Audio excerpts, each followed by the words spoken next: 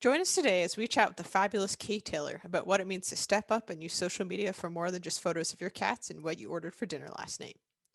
Kate speaks to us openly and honestly about the path to exploring and identifying her privilege and how she uses that to advocate for others.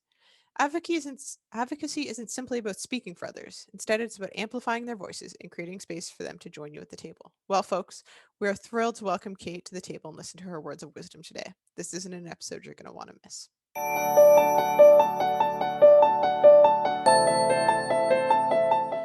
Welcome to Beyond Camp, where we explore the intersection of camp in our lives. For too long, camp professionals have referred to camp as being in a bubble, and we're here to burst that bubble with you today.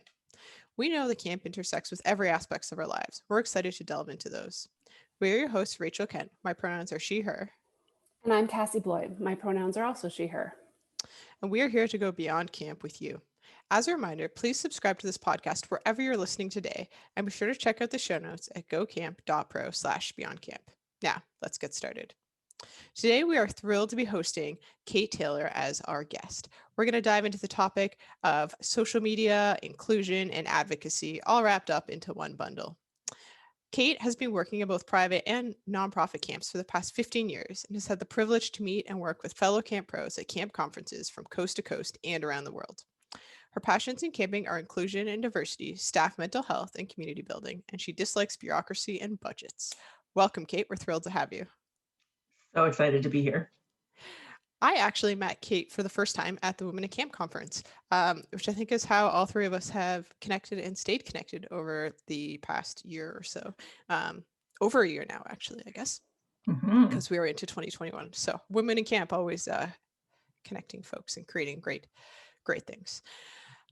So, Kate, we like to get started by asking folks how they identify. And we just think that it's such an important thing that we start to normalize the use of the word identity and that we start to talk about it and explore what that means to every person, because that's how we can really dive into what intersectionality means, is once we are able to label some of the identities and groups that folks identify with. Would you be willing to share some of the ways that you identify? For sure. So I think the first one would be I use she, her pronouns. I identify as woman. I identify as white. I identify pretty strongly as Canadian. I am bisexual. I am a fat person. That's the top ones that come to mind. Awesome. Thank you so much for sharing those. Something that I love about this is that people always share different things at different aspects of their lives. Like sometimes people will identify really strong with being a listener, for example, which I think is really neat. And it's a good way to get people thinking about themselves. So thank you so much for sharing those. When you think about your identities, where do you feel like you carry privilege in those identities? I think definitely being white is a very obvious privilege, Mm-hmm. and certainly being born a Canadian citizen, and being a white Canadian has a lot of privilege, not just in Canada, but around the world, I think. Um, I'm a middle class person. I grew up not wealthy, but well enough off and certainly comfortable in my living situation. So that is a privilege that I'm aware of. Um, I'm bilingual and I was raised relatively bilingual. So again, in Canada, that's a huge privilege for me to be able to work in Quebec, and anywhere in Canada. Mm-hmm. Um, I'm considered gifted intellectually, so that is a place where I feel like I hold privilege. I can get by in pretty much any social sphere in conversation. Um, I I'm able to pass as functioning neurotypically, even if sometimes I don't function neurotypically. um, and as a bisexual woman, I am able to pass as heterosexual if I need to, if that's a sphere that I'm in and I don't feel safe disclosing my sexuality. I'm very able to pass as heterosexual. Mm-hmm. Um, yeah, those are a few of my places. Thanks so much for sharing that. I think it's really important that we start to talk about privilege. And again, that we normalize that, because once we have an understanding of what privilege means, and where we hold privilege, it allows us to do some extra work for folks who don't have privilege in those areas. And I wanted to just hop back at the very beginning. You said, obviously I'm white and that carries a lot of privilege. And I think that sometimes we're like, yeah, like everybody knows that, like, being white equates to privilege in a lot of ways. But I think it's really, really important that we talk about that and that we use those words, because there is so much work to be done in the camping world and outside of that around racism. Um, and so I think it's really, really valuable when we say the words as white folks that we say, and all three of us are white, um, that we say, we're white and we understand that this carries privilege. And that's going to be one of those steps to dismantling those systemic racism issues and those structures that exist. And it's not going to be the solution, but it's a first step. And language is so powerful. And as white folks, we so often sort of like wander away from that. We're like afraid to use the word white. We're afraid to say I'm white, and that gives me privilege. And I think So we're not thank you just for that. afraid to use the word white, but we're also sometimes afraid to use the Black or Asian Totally. or Yeah. whatever other label that other people choose to use for themselves. We feel really hesitant to use it on others until we've been given the permission. Yeah, and I think that there's like a lot of labels that are like that, and a lot of identities that are like that. Like, for example, I'm a queer person. That's how I identify. But for a lot of folks, especially older generations, that's still seen as a slur. And I remember like being in grade 7 and grade 8. That was like you couldn't call somebody that, but that is a label that I like strongly identify with. And you shared the label or the identity of being fat. And that's something that, again, is one of those words that like somebody can claim for themselves, but you can't just go out like slapping on other folks, if that makes sense. Yeah, exactly. Oh, this is so good already. I'm so excited for the rest of our conversation. I'm just sitting here like, oh, this is so good. So as we talk about privilege, have you always thought about your privilege, Kate? Is it something that has been like from a certain age or a point where you realized kind of where you hold those privileges? Yeah, I actually like I was looking back and I was thinking, and when you sent me these questions in advance, I was like, when did I start thinking about my privilege? And I think that the part where it really started to become clear to me was about when I was a like teenager, like early teens. That was when I really started to be aware of the fact that, for instance, in my gifted classes at school, it was all white folks and maybe some Asian folks. I had the first Black kid in my class in grade 7, and it was that was never had been a thing in my class. Like I hadn't thought about, oh, there's no Black kids in my class until there was a Black kid in my class, and I was like, oh yeah, there's never been a Black kid in my class. This is a thing. So that was where I was sort of like started to think about it, and then the same kind of eye-opening experience happened for me at camp around the same age. Was when I started to realize that the camp that I went to as a kid, it was a private camp. It was an all-girls environment, and it was very white.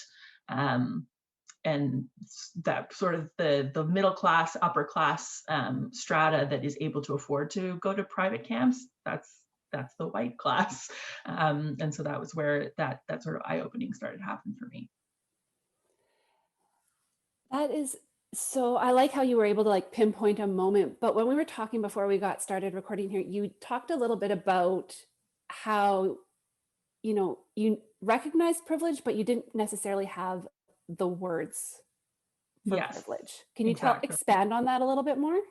Yeah, so that was where I was noticing it. It was something that I was becoming aware of, oh, there aren't people of color in my camp. There aren't people of color in my classrooms. But I didn't necessarily like internalize it as I am privileged to be here. The word privilege was not associated with that at that time. I was growing up in the early 2000s, and this was not the conversation that was being had. Certainly not with people my age. So it's only now that these conversations and these labels of privilege are sort of more widely used, and they're more part of the conversation in general, that I'm able to look back at that and be like, that was me recognizing privilege, and I just didn't know what to call it. I find that the word privilege itself is really fascinating. Apparently today I'm hung up on words and their meanings, which is important. But I think when I first learned about the word privilege, I always felt like it was like a personal attack on me. And I realized that that was sort of like my fragility when we talk about like white fragility, like that's it in like its prime example. But I always felt attacked, like, well, you're calling me out for something that like I have no control over. And it's like, yes, that is what it is, in its essence, but it doesn't mean that you haven't suffered hardships in other ways. It just means that you haven't suffered hardships because of the color of your skin, your sexuality, your gender, identity, et cetera, et cetera. So I think there's also been like a real different like understanding of the word now and the way that we use it, and just like some great education around it, that we can use this word in really productive ways. Mm-hmm. Yeah, there's been a shift in the connotation, I think, around it of like you said, originally the word privilege was something that was like, this is a gift for you, and we should be accepting of this gift rather than like having it be a burden, I guess. Mm-hmm.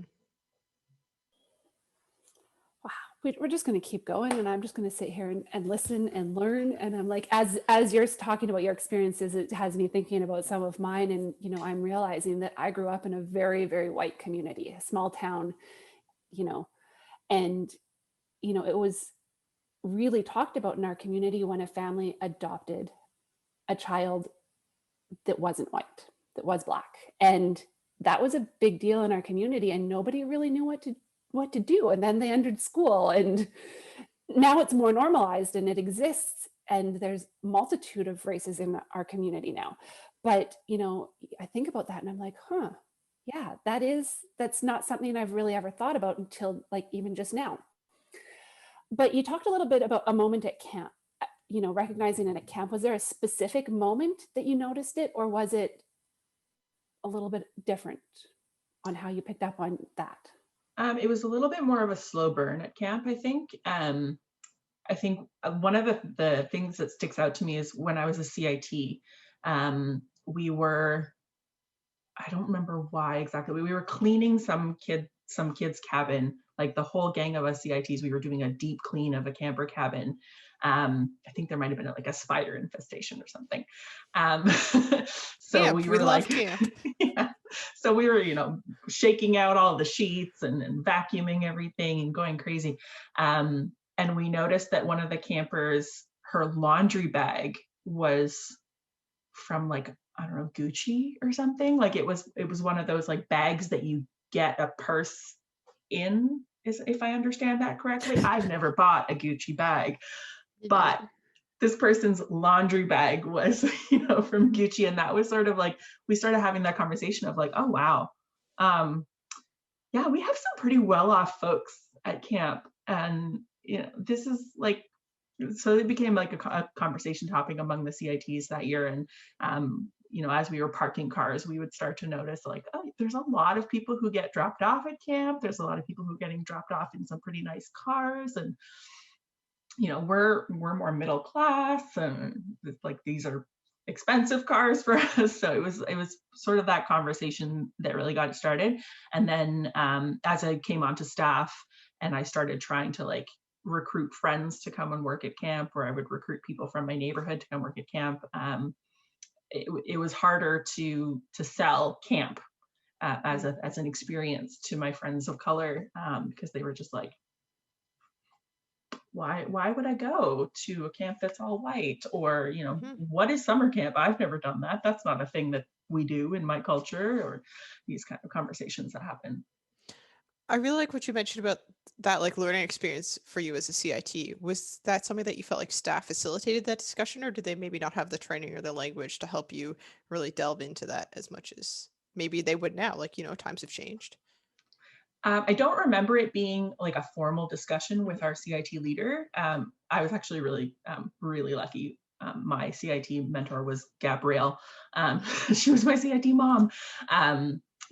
So I don't think that she ever got involved in leading that discussion with us, but I remember it being like sort of an informal discussion amongst the 10 of us that were CITs that year. Cool. So let's dig in a little bit to some of how this may be, and talking about identity and privilege and your passion project of inclusion and how you do that. How did that become something that you're so passionate about? Yeah, so the transition for me from Waro came actually relatively late in life with me. I was at Waro for 16 years, and I only changed camps when I was well into my 20s. But the first camp that I went to after Waro was like night and day difference. So it was a co-ed camp, it was a nonprofit camp, it was a camp on the other side of the country in the States. And just everything was different. So like the whole culture shift was a big eye-opening experience for me. And the thing that I feel most happy to have gotten out of that experience was working with my director there. Her huge passion project was inclusion of folks with different needs. She has a brother who has different needs, and the Camp Ciel in general has a flourishing inclusion program for people with different needs. They have, a week with kids with diabetes, where they bring in doctors to help them manage their diabetes while they're doing camp activities. They have a week of one-on-one support for kids with kids on the autism spectrum who need that one-on-one attention. They have multiple companions that are available throughout the summer to be able to give one-on-one or two-on-one support to campers through the summer. And so that concept of inclusion just was blown out of my mind. Like it just exploded. I'm like, oh, this is how camp could be, with fundraising opportunities and grant opportunities and all these different things that come into being in a nonprofit world. And so that really sparked the light for me of camp is and should be for everybody. And we should be doing whatever we can to put the supports in place for camp to be for everybody. You're speaking my language right now. I'm very much a proponent of like inclusion at camp, and camp shifts to work for the child, not the child changing for camp. Exactly. Mm-hmm. I like how you phrase that. I think that's really powerful. So when you think about your this passion project, does it play out mostly in terms of like on a professional level or also on a personal level? It's definitely both.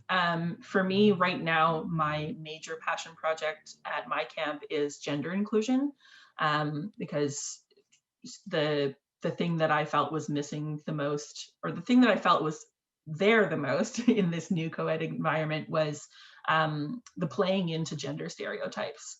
Mm-hmm. So the camp that I work at has been around for 125 years. It is an old camp. It sometimes is a little bit stuck in its ways. It became co-ed in the 60s, and a lot of the like gender divisions that happen on camp, like both physically and like stereotypically, are just, they're so entrenched. And when I came in, there were a lot of young staff who were, itching for that change to start happening. So it was, baby steps at first. Right away off the bat, I was like, okay, dress codes. We're getting rid of gender stereotypes and dress codes. The stereotype that young male staff can't work with the female identifying campers, got rid of that stereotype. So it's been like working on those things first. And then I think that the racial inclusion and the campers with different needs inclusion, that's all like the next steps that I want to keep working on. Yeah, and there's always going to be next steps, I think. Exactly. Yeah. Because I think that's important, because there's also things that when we come at topics from a place of privilege, is that we don't always understand that these are areas that we haven't covered before that need work. And we can use our privilege to try and examine those, and we try, and I think as a lot of camp professionals, we aim to be as open as possible to look for those areas, but we all have blind spots. And I think a lot of us are fortunate enough to have colleagues and friends and mentors who are able to share those blind spots with us. And I know I always appreciate when somebody's able to be like, hey, Rachel, like you've missed the mark on this, or like, did you know this was an issue? Maybe you didn't, like, let's learn about it and let's work on that. And I think when we also look at camps that have like traditions and histories and things, it's possible, and I've said this before and I'll say it again, it's possible to love something dearly while also looking at it critically. And I think sometimes people might hear this and be like, well, Kate hates her camp. And it's like, no, that's not true. It's possible to love your camp and the traditions and also be like, but we have a lot of work to do. Yes, I understand where this comes from, but we have to go in a different direction now, and move towards the future. Well, like I said, like when I came in as director in 2017, like it was not me, making these blanket statements and saying this is everything that has to change and you got to do it because I say so. It was a lot of these young staff being like, something's not right and we want to fix it. How do we fix it? And me with that outside perspective being like, here's how we fix it.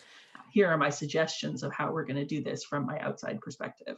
And it always amazes me how open people are to things, because I'm always worried they aren't going to be. When I was a director of an all-girls camp, we brought in a lot of like gender neutral terms and language and things. And it used to be a big thing at our camp to be like, hey ladies, and like I don't love that term. Like I don't love to be addressed as a lady. And so I was like, there's probably other people who don't. And I like brought it into training, and I expected a lot of pushback, and folks just like rolled with it. People loved it. um, and that really like, I was like, okay, Rachel, like you got to expect more from folks. Like don't get defensive right away. um, so you've talked about inclusion, like your passion for that. How do you feel like your privilege plays a role into that? Well, obviously, I'm coming from a place of experience, and I recognize that my privilege has given me that experience.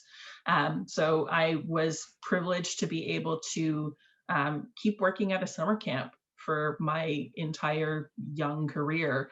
Um, it didn't make me very much money, but because I had, family money to back me up, or the support from my parents to be able to do things in life other than that, I was able to keep working at camp when a lot of people my age had to stop working at camp because they couldn't afford to keep working at camp.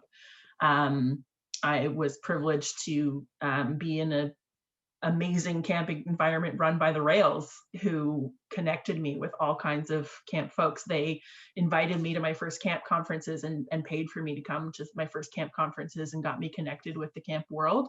Um, so my privilege has given me the experience that now lets me come into a room and be the subject matter expert my association.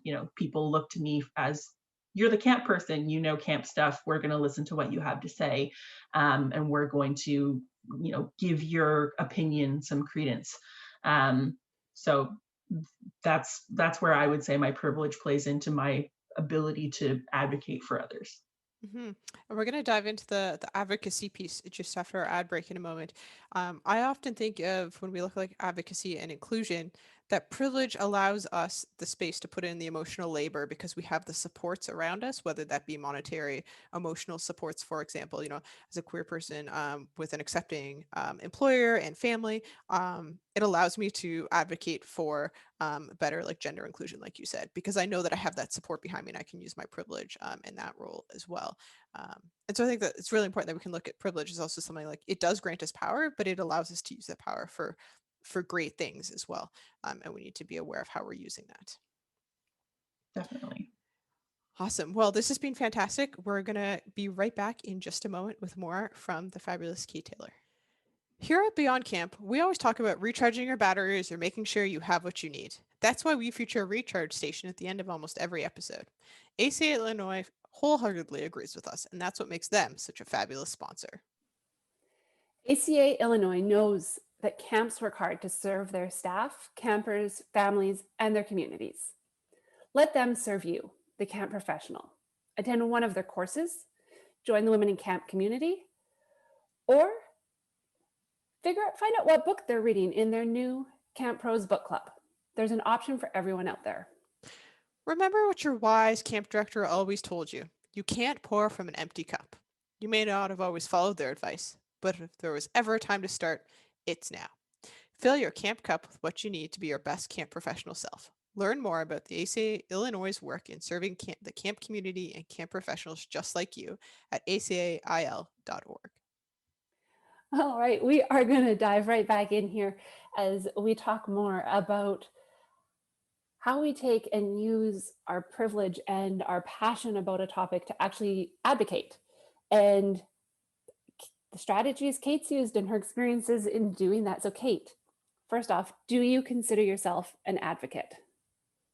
I feel like I have to be an advocate. I think that especially like the more that I learn about others' experiences of life that I've just never learned before, never had the opportunity to learn before, find it really hard not to take on a little bit of that privilege guilt, and throw myself into doing whatever it is I can to share other stories with my platform that I have, to take my position of power and give opportunities, make opportunities happen for those people that need their voices to be amplified. I think that's, I don't know, maybe that's how I was raised, maybe that's just how I am as a person, but I feel like it's my duty to do that. Interesting. So you use have and duty. Is it a choice for someone to be an advocate? it's a choice, but it's a choice where if you make the wrong choice, I don't know. That's a hard one to say. I would say there's a certain level of judgment that I have against people who choose not to be or Ooh. to not use their privilege for good. Um, Well, it's sorry, I'm yeah. gonna interrupt you for 1 second, but it's like when people are like, "Well, I choose not to be political," and it's like, "Oh, that's privilege because you're choosing not to be political because your life isn't um, up for debate." For example, like your way of life, your mere existence isn't up for debate, so you can choose to Mhm. like exit the room for that conversation. Exactly. Yeah. So, and I have a sense of judgment for those folks as well. If you're not going to vote in a democracy, that's that's a choice. It's the wrong one, in my opinion. That's very fair. Very fair. So, with all of the work that you do, how do you set boundaries and, keep your time for yourself? And like where, so like you've got work, you've got advocacy, and you've got you in all of those things.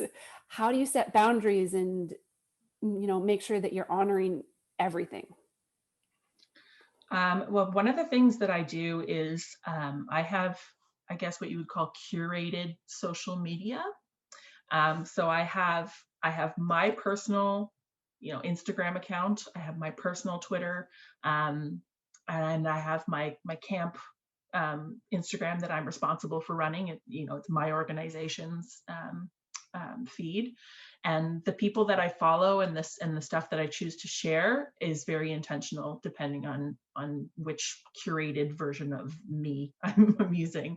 And in terms of setting boundaries, I am pretty cognizant that like when it's quitting time for work, when it's not summertime and I am working like a fairly typical 9 to 5 period, I don't turn on my work social media. I don't go check my messages on the Kanawana Facebook page. I don't go check the Instagram. I leave that for during work hours. And if it's me time, then it's my social media that I'm flitting around. Yeah, I find that's just something I find really hard personally to like how to turn off, especially when your phone sends you the notification for your work social media. Swiping those away if it's not the time. I'm just like, nope, you're gone. I'll look at you on my computer. Goodbye. Excellent. I might be reaching out for you to tell me just to swipe that away. Yes. Because that's I think with technology, it's a hard boundary to set for people. And I think that can also bring in a lot of burnout for people as well, because we're so inundated with all of these different forms of beeps, bings, and red dots. Yeah. Do you experience burnout because of all the different varieties of, work that you're doing? Sometimes, yes. Sometimes I definitely feel myself getting overwhelmed, especially if it's like a really heavy season for social media involvement. Like Mhm. I just finished running an online fundraiser for my camp towards the end of the year. And of course, my social media was just blowing up because I was posting a whole bunch of things. And so it was getting a lot of interactions. And that was starting to get really hard before the holidays. Um, so I do have to be sort of mindful in those moments and be like, no, it's past your work time. You need to not look at those. You need to go do something completely else now. If you can't not look at your phone, go to bed. Put your phone away. You're not allowed anymore. Can I record that so I can have that play to me at about 11 o'clock tonight? Stop looking at your phone, Rachel. Go to bed. I would need that. Exactly. Um, when you think about advocacy, how and like in social media, like those are all really important. And when we think about burnout, the burnout from social media is real, especially during the pandemic. We were chatting just before we started recording about how, over the holidays, some of us took a break from like tracking COVID stats, and that was a delightful time. Spoiler alert, that was me. I was very happy to not have to look at COVID for a week or so.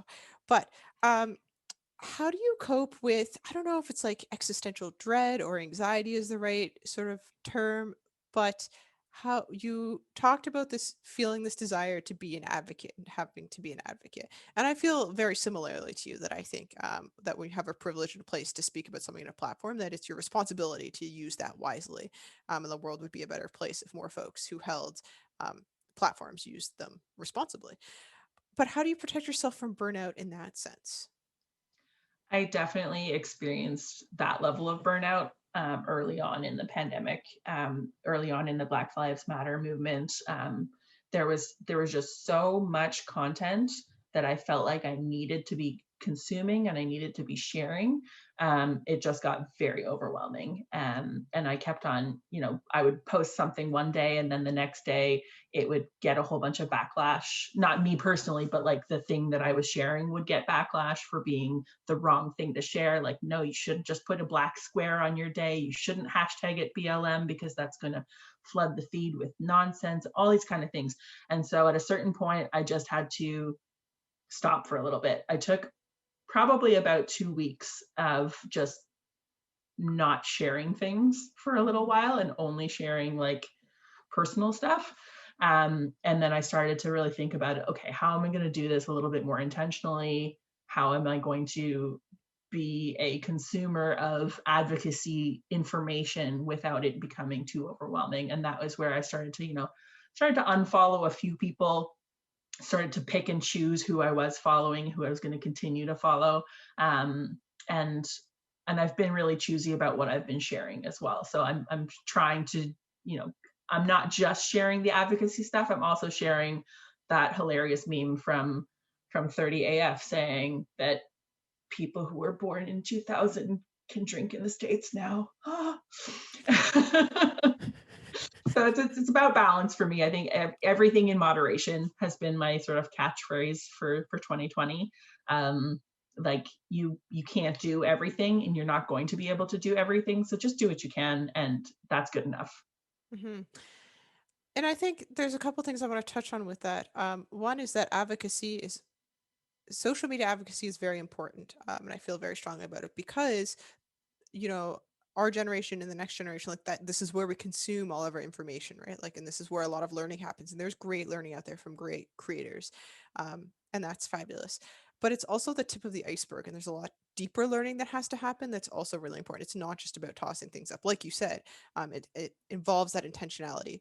And then I also want to note, I think it's important as we sit here as white folks, talking about privilege and advocacy, that it is a privilege to be able to experience burnout from an issue that doesn't directly affect us. We each have different identities that are marginalized at different times, and that we don't get to walk away from, that we live with all of the time. But specifically, when we talk about Black Lives Matter, for us, it is a privilege to feel a level of burnout and to be able to walk away from that. And so I just want to put that out there because I think it's important that we verbalize that for our Mm. listeners.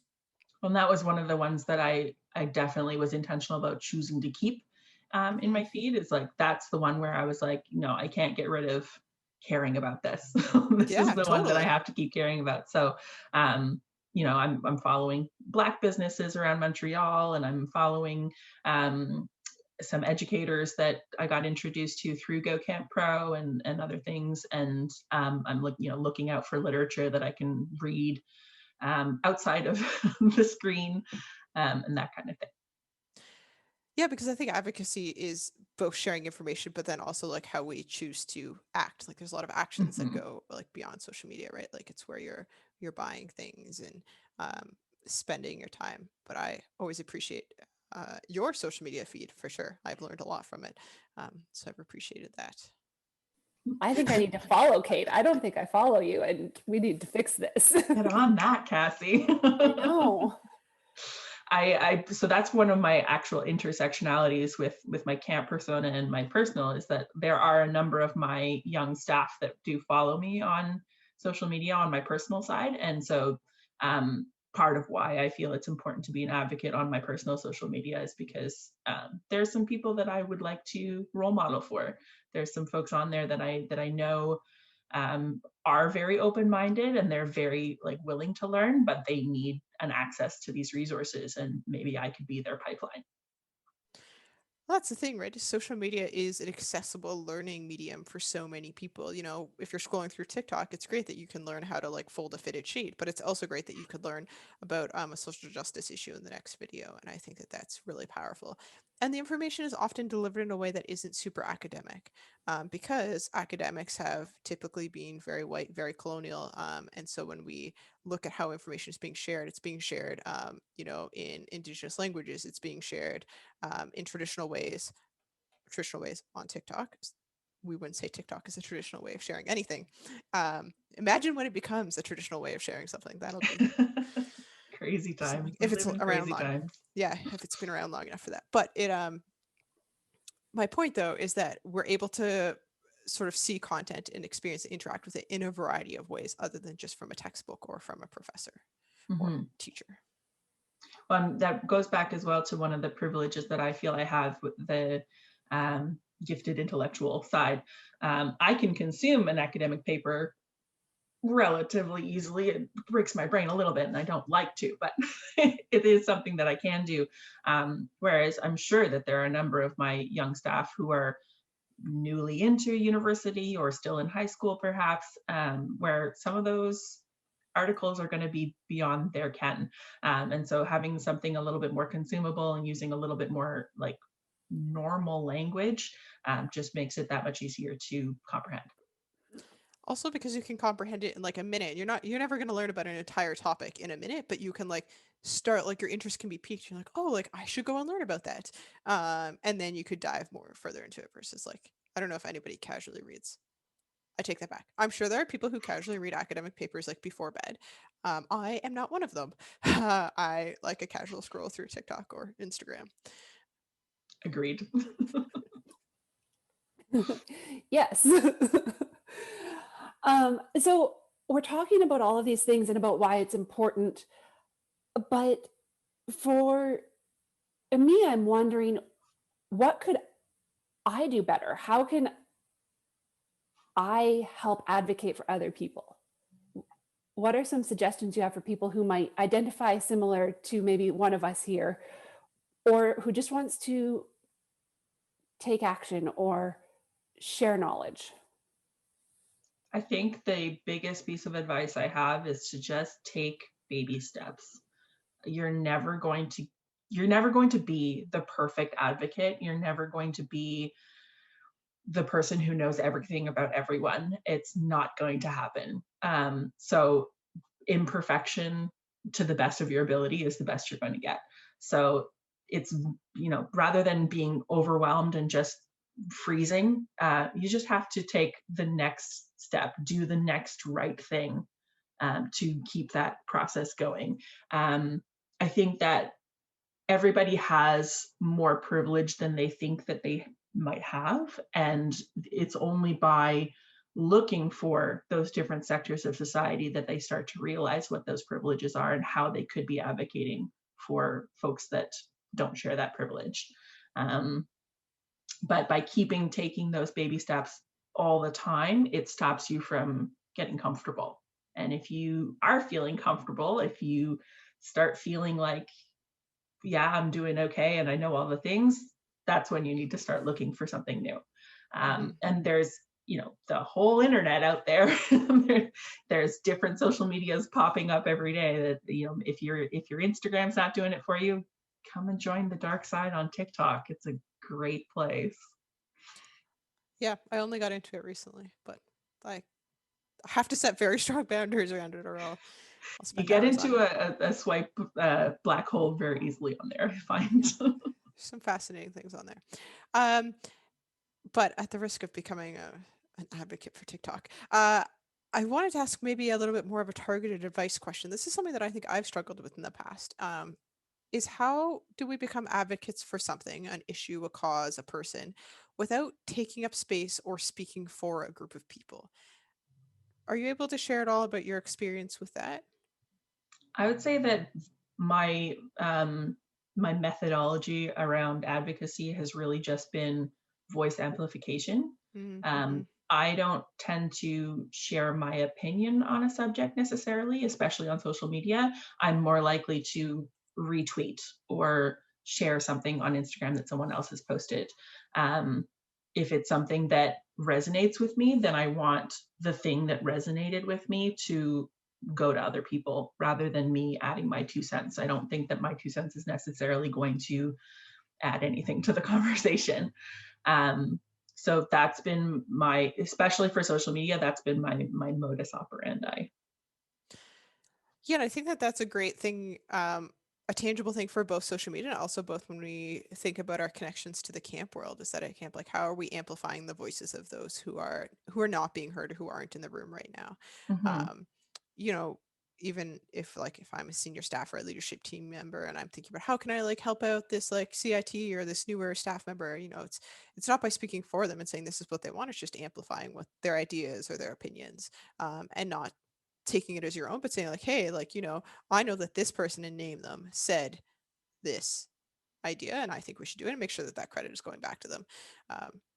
Yeah, I think it's Because really important. The giving credit where it's due is very key. And the more that I do with Go Camp Pro, and the more like podcasts I listen to, and the more things like that, the more I try and remember, okay, where did that idea come from? And when I'm putting it into my PowerPoint presentation for staff training, I'm saying this idea came from Rachel Kent. Thanks, Rachel. oh, thanks, Kate. That's great. I really like that, because I think sometimes we can become very keen, and especially, which is great. We love people who are keen, but especially white folks have had a history of advocacy becoming speaking for others. And it's not that others don't have a voice. I feel like that used to be a phrase, speaking for those that are voiceless or don't have a voice. And that's not true. We need to create space and use our privilege to create space on platforms. And that was sort of when we talk about the Black Lives Matter movement in the Black Square. That was sort of the point, was that my understanding of it, and I am happy to be called out and told that I'm wrong, was that it was to create space for Black content creators to share their information, and that got twisted in the world of social media, as things do. But when you're sharing things and resharing things, yes, it's easy to like hit retweet on something or add to my story, but by doing so, you're amplifying space and you're using your position, your platform, to share the work of others and giving them credit, which then draws that work back to those content creators, which is super valuable. And that is also very applicable in the camp world as well. Definitely. It looks like we are wrapping up here. Do you have anything else that you think people need to know about advocating on social media, Kate? Don't be scared to do it. Don't be scared to take that plunge. Like Rachel was saying, is that people are more open-minded than you give them credit for, and just because you share something that might be a little risque or a little bit taboo, it doesn't mean that you're going to all of a sudden lose all your friends or start an argument at the family dinner table. It's quite possible that you're just going to start a conversation that is worth having. It's an opportunity that we all have, and it's the easiest thing that you can do to be an advocate, is to just share something. Just follow someone new and share what they're sharing. And it takes literally milliseconds of your day to do. And if there's nothing else that you feel like you have the emotional spoons for, to use that metaphor, that's something that a lot of us can find the little tiny teaspoons for. That's perfect, because I think we're all probably scrolling there anyways. So Exactly. take that extra second. Thank you so much for joining us today, Kate. It has been an absolute pleasure. Before we move into our recharge station, how can our listeners get in touch with you? That's a good question. Well, I can be emailed at kate.taylor@ymcaquebec.org. You can find me on Twitter at @thiskatetaylor. And I'm all over Facebook and all kinds of things. So, shoot me a line. A lot of my stuff is private, but if you add me as a friend and you're a camp person, I might say yes. That's great. We'll put all of that in our show notes as well for people.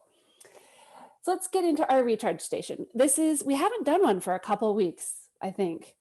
But we're recording this early January. It's the new year.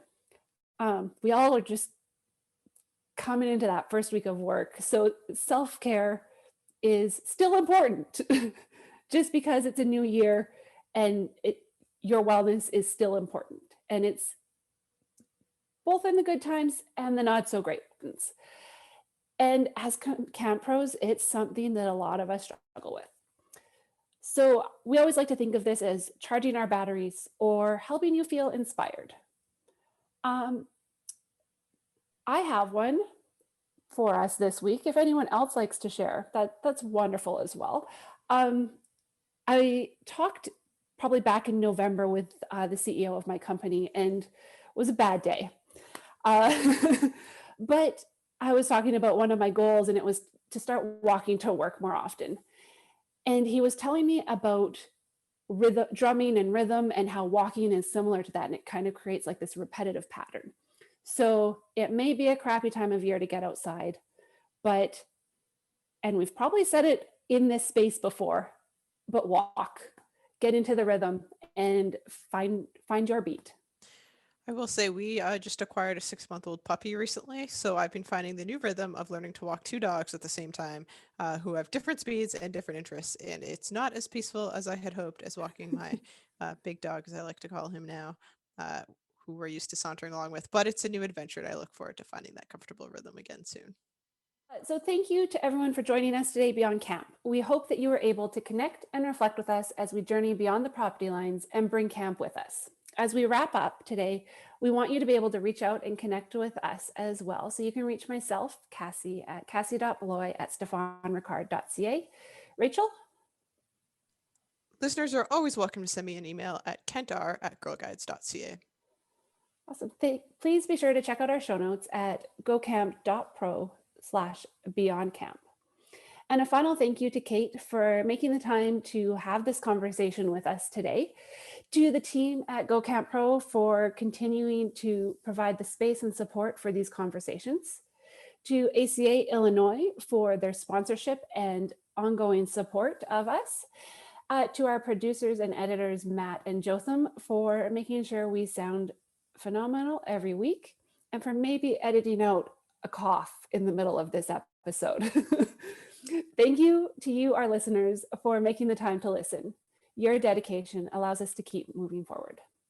Beyond Camp is part of the GoCamp Pro podcast network. Be sure to check out all of the other podcasts at gocamp.pro/podcasts. Go well and safely, friends. We'll see you next week.